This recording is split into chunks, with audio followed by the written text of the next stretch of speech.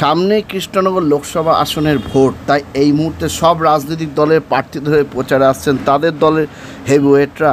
শুক্রবার তেওরটা কৃষ্ণনগর লোকসভা কেন্দ্রে বিজেপি প্রার্থী রাজবাড়ির কুলবধূ অমৃতা রায়ের প্রচারে আসেন প্রধানমন্ত্রী নরেন্দ্র মোদী।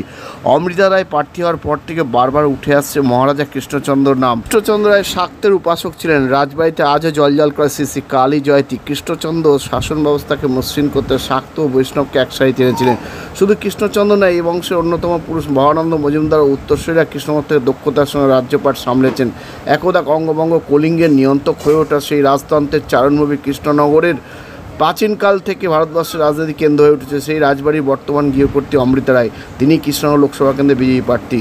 তৃণমূল প্রার্থী মহুয়া মৈত্র, সিপিএম প্রার্থী এস.এম. সাদে। এখন দেখার বিষয় শেষ হাসিটা কে হাসবেন। তবে তার আগে দেশের প্রধানমন্ত্রীর মঞ্চে অমৃতা রায় বা রানিমা প্রথম বক্তব্যে কি বললেন শুনে নেওয়া যাক। আর এই নিয়েই আজকাল আগামী বিশেষ প্রতিবেদন। প্রধানমন্ত্রীর মঞ্চে মানুষের কথা বললেন রানিমা। আর দূরে নয় অ্যাপেলো, হাত বাড়ালেই অ্যাপেলো। অ্যাপেলো এবার আপনার বাড়ির কাছে।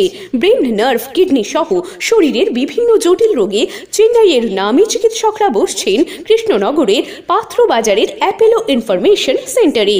স্বল্প ভিজিটে পাওয়া যাচ্ছে দেশের বিখ্যাত চিকিৎসকদের কাছ থেকে চিকিৎসার সুযোগ। তাই দেরি নয়, জটিল রোগের চিকিৎসার জন্য সত্বর চলে আসুন পাত্রবাজারের অ্যাপেলো ইনফরমেশন সেন্টারে।